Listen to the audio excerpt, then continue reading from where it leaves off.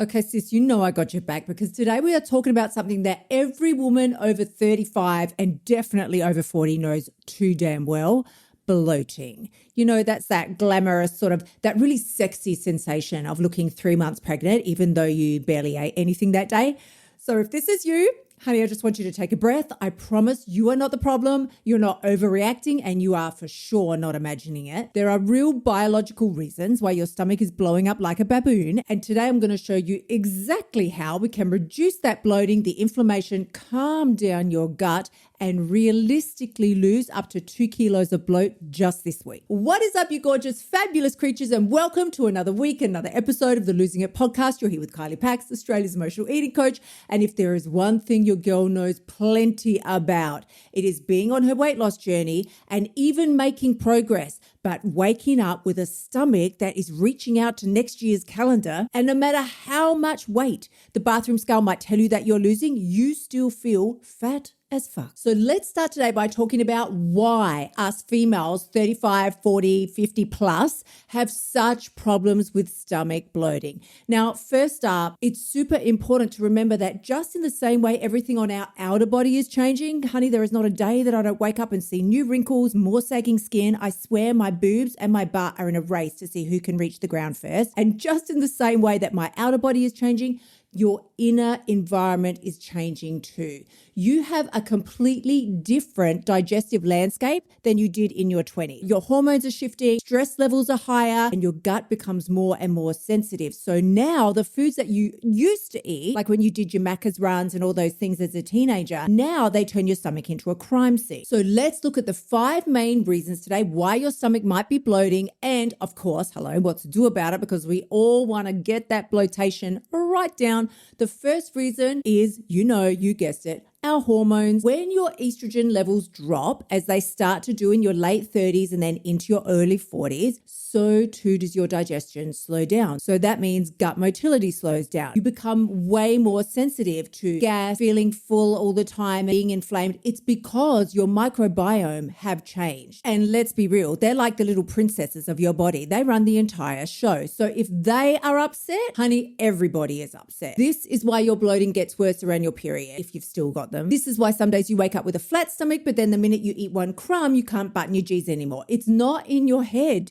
This is an issue of hormone. Now, the second reason why you might find yourself suffering from a bloated stomach is kind of obvious, but I'm still going to spell it out for you anyway. Girl, it's the extra salt and the crazy ass processed foods that we are throwing down our gobs like there's no tomorrow. This is the truth that you don't want to hear, but you know me, I'm not going to sugarcoat things. That salt that they so carefully weave and craft into the foods that you feel like you can't say no to is making you look like a fat, puffy fucker fish. What is a fucker fish? It's making you look like a puffer fish. Even the foods that they package as being healthy, like your soups, dips, wraps, salad dressings, these are loaded with extra sodium that had you been making the food yourself, you probably wouldn't be putting in there. Why do we care? Because it makes the food super delicious, but it also is pulling excess water into your gut. Water that could best be used in plumping out your skin. Why are we looking so wrinkled and why are we buying all these creams and wrinkle creams? Because we are leaching the water out of the places that are least important and into the places where it needs to go when your stomach is in crisis. This water is going to sit in your stomach and your intestines, and now you're puffy and swollen and you're like gaining a kilo overnight and you can't figure out why. It's not fat, it's fluid. Now, the third reason why this could be happening to you, and we all fall victim to this at some point in our lives. I know I was stuck here for like basically my whole 20s and probably part of my 30s as well, is thinking that you're eating healthy, but the healthy foods that you are eating do not agree with your body. Again, they may have fully agreed when you were in your Hungry Jacks and KFC era, when you were in your late teens, but not now. Now, at your current stage of life, things like onion, garlic, even apples, cauliflower, chickpeas are a huge culprit. All those beans and lentils, sometimes broccoli and certain grains. These are the foods that fall into the FODMAP area. So basically, they're fermentable carbs that produce gas that's got to come out of somewhere. somewhere. If your gut is ultra sensitive right now due to a lifetime of dieting, as mine is, then I can eat the healthiest food. Like it could be brown rice, quinoa, sometimes even crackers I make my damn self, but it's still too much for my gut, which is why I'm personally on a gut healing protocol right now. It's not always the food, babe. Sometimes it's just the digestive load. The fourth reason why you could be falling into this bloated stomach trap is the one that we all know, but we also don't want to know. It's stress, it's cortisol, and it's lack of sleep. This is your mantra to live and breathe by. If you are stressed, your gut is also going to be stressed. Why do we even care so much? Because your stress is slowing down your digestion and slowly increasing inflammation. It is literally changing the way your gut contracts. So if you're eating while you're under stress or rushing and multitasking and inhaling your food, you're swallowing air, you're not chewing properly, you are just creating a big gas bomb that's going to have to come out of somewhere later on. And just a little side note, that raise in cortisol is also the culprit that makes you crave the salty and sugary foods to start with, which is just throwing more fuel on the fire. The fifth reason why you might be suffering with some badass bloating is because of constipation. Now, most bloating is usually trapped gas with nowhere else to go. But if you're not getting your steps in, or you're dehydrated, or you're sitting at your desk all day, you're going to be constipated and your gut is slowing down and everything is just sitting in there like a sewer. Movement and water are your new BFFs. I promise you, half your bloating could disappear overnight if you started hydrating your damn self properly and took a 30-minute walk each day. So let's talk a little about how to drop 2 kilos of bloat this week, baby. Now, you know I'm always going to expose myself like a flasher in a dark alley, but I want to make sure it's really clear. We're not talking about fat loss here. We're talking about bloat, fluid, inflammation, trap gas, and digestive stress. It's still going to feel amazing once it's gone. I'm telling you, I never feel so thin as I do on the days that I have a flat stomach. So step one is I want you to reduce your sodium intake for the next 72 hours only and see how you feel. I'm talking cutting back on processed soups, crackers, deli meat, takeaway food, all those sauces that come in jars, frozen meals, anything that's instant basically. We're just going to eliminate that for 72 hours and replace it with whole foods. Now, just any kind of whole foods? No. I'm going to break down the exact ones that will help reduce bloat and which ones will help make it worse. But I promise you, when you follow this protocol, your stomach is going to flatten shockingly fast, like shockingly. Now, the next thing you're going to do is slow down your fiber intake. I know fiber is important and we all want to move things through our bowels, but if you've gone from very low vegetable and fruit intake to ramping it up to 100 overnight, yeah, you're definitely going to blow up like a balloon. So start first with cooked veggies. Make sure you keep everything cooked. I personally believe that raw is much better for you because you're not molesting any of the enzymes, but we need to start with cooked first. You got to increase your fiber gradually. Don't just go from 0 to hero. I promise your gut is going to thank you for this. The third step is to identify and reduce any of your top FODMAP triggers. Now, I luckily, thank God, do not have a problem with the onion and garlic, but things like chickpeas or even sometimes sugar-free gum and those protein bars. I thought protein bars were going to be the solution to my, first of all, protein intake and then my sweet cravings. No. They just made a bloated stomach situation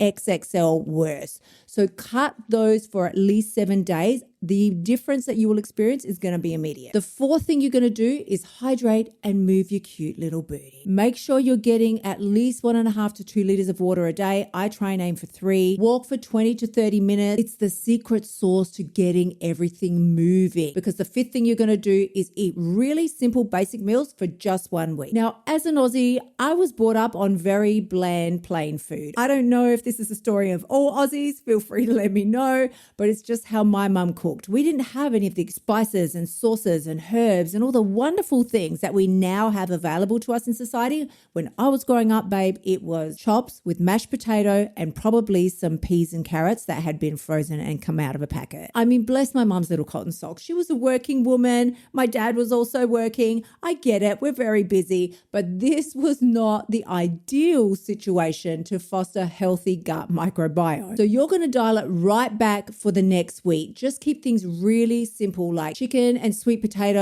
and zucchini, or salmon and sweet potato and green bean, or do eggs with some sourdough and spinach. I actually am right into my Greek yogurt and berries and chia seeds era, but whatever you do, Keep it basic, keep it simple, and don't put 1,000 things on your plate just for the 1 week. I promise you'll notice the difference. Another thing that I did over the past 3 months to wildly reduce my stomach bloat is I reduced carbohydrates and I 10x'd my protein intake. Now, this is coming from somebody who has spent the last 35 years on a plant-based diet, and therefore my animal protein intake was basically zero. It took me a while to join the party, but I finally realized that now that I'm in menopause, I needed to preserve what little muscle I have left and strengthen it for the years to come, which meant for me starting to include more animal protein and dairy back into my diet. Now, I had always been eating eggs, so that's totally fine. But what used to be a typical day for me, which would look like breakfast of maybe a chia pudding, coconut yogurt, berries, and sweet things like honey, was then followed up by fruit smoothies, raw veggies, and eggs and hummus for lunch. I would then dive into some chocolate and sweet biscuits in the afternoon before hitting a big bowl of pasta or something like that for the evening. Now, while that was fantabulous in my 20s, it doesn't work for me in my 50s. Pasta is a distant memory,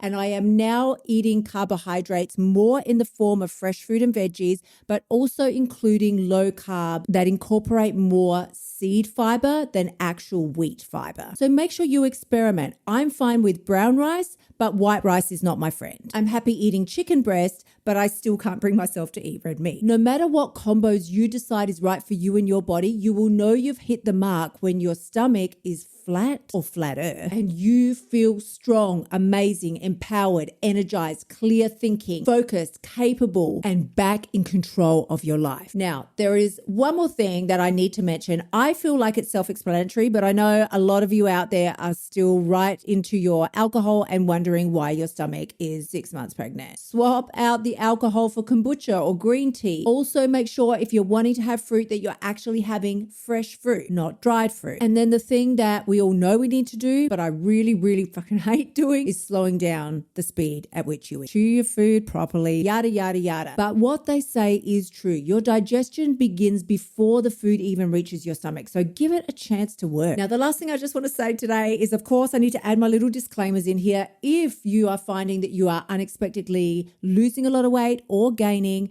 or there's blood in your stool, you've got severe pain with your bloating, any of these types of things, go see your GP, sister. Because of course, it might not always be basic gut issues and you deserve the proper care. Here's what I want you to take away from today's message. You are not broken. You are not doing anything wrong. Your body is not trying to punish you. It's communicating with you. This bloating that we suffer with is a signal that something else is going wrong and it needs to be attended to. Inflammation is a signal. That fluid retention, it's a signal. And once you understand what your body is trying to tell you, then you are standing in your power and you can change everything fast. So try this 7-day Debloat Protocol this week. Send me your photos, message me with your wins. I love seeing your transformations. And if you want help healing your emotional eating, ending the binging and bloating cycle, and losing weight without dieting, you know my Bombshell Blueprint membership is open and we are doing our final intake for the year. Honey, you don't have to guess anymore. All you have to do is start. I'm sending you tremendous amounts of love. I will see you again next week. Until then, gorgeous ones, bye for now. Thank you so much for tuning in. Remember to shimmy your butt over to KyliePax.com and join me inside of the Bombshell Blueprint so you can stop emotional eating and start losing your weight now. You'll also find helpful notes and resources inside my past podcasts that will help you lose your weight without losing your sanity. I will see you next week.